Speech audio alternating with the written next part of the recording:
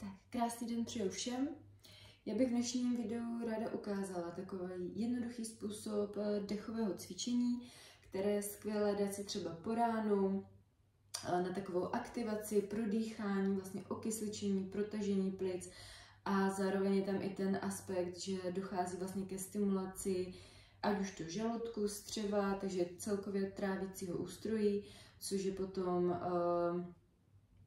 výhodné vlastně pro každého, protože ideálně vlastně tohle cvičení dát si po ránu, po probuzení třeba to spojit ještě s nějakou rozcvičkou a vlastně po nějakém čase jdeme snídat, takže my si hezky to trávení vlastně zaktivujeme, připravíme si ho na to první vlastně denní jídlo a celkově tam dochází vlastně k okysličení celého těla, takže je to ideální forma, jak třeba nastartovat svoje ráno.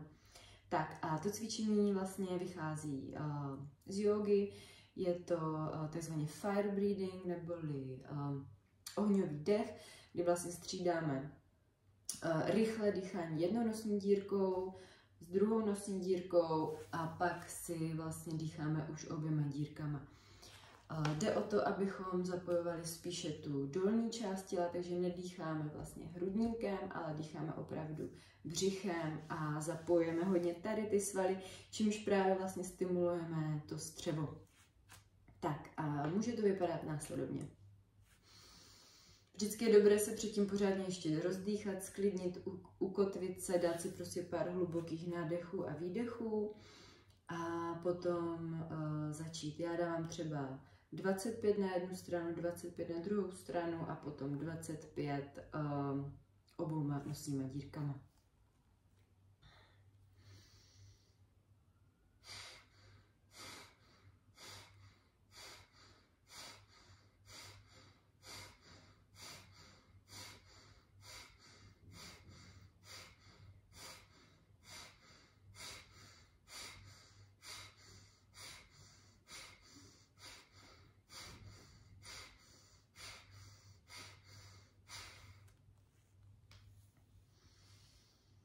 Tak v tom mezidobí se vlastně tak ještě prodýchám, dám si třeba 2-3 hluboké nádechy, výdechy.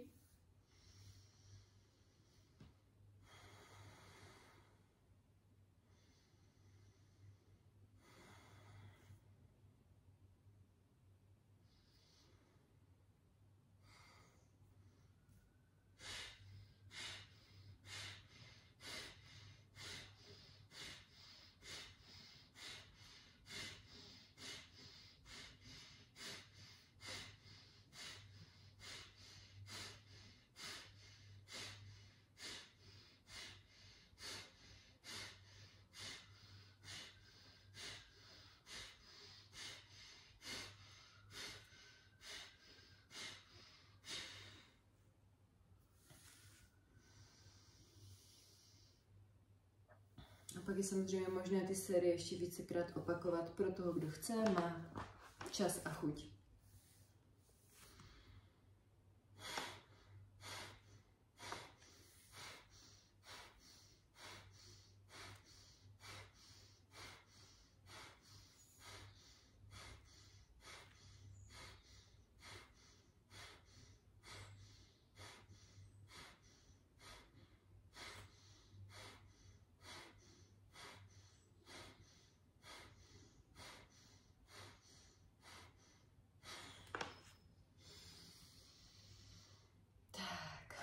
Já si ty dechové cviky pak ještě třeba spojuju s tím, že dělám různé další dechy, nádechy, výdechy, že třeba si nadechuju na 10 dob, pak to třeba na 10 dob zadržím a zase to na 10 dob vydechuju a pak třeba se to snažím zase zadržet. Jo, což je zase trošku jiný druh cvičení, který nám aktivuje spíš ten parasympatický nervový systém, takže nás hodí spíš do takového klídku. Ale tady tento ohňový dech je skvělý, když se potřebujete aktivovat, nakopnout po ránu, nebo třeba na vás padá únava v průběhu dne. Tak jo, tak si hezky zadýchejte a hezký den.